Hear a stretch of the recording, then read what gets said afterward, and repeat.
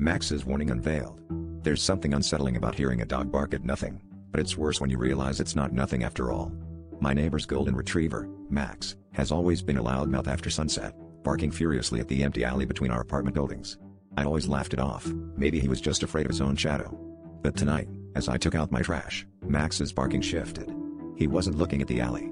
He was staring at me, hackles raised, growling at something just behind my shoulder.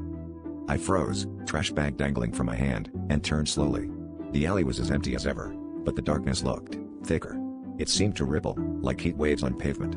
Then, the edges of the shadows peeled away from the wall, stretching and swirling, forming shapes that should not have been possible.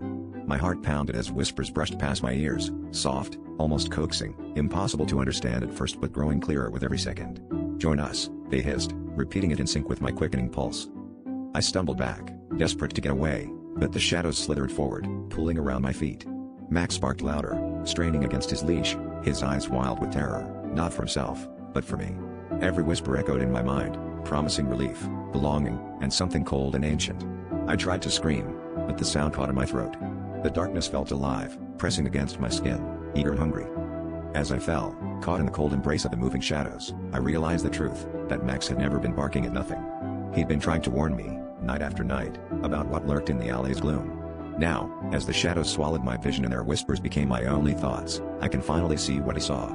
And tonight, I'll be waiting with them, just beyond the streetlights, for the next neighbor who thinks the dark is empty.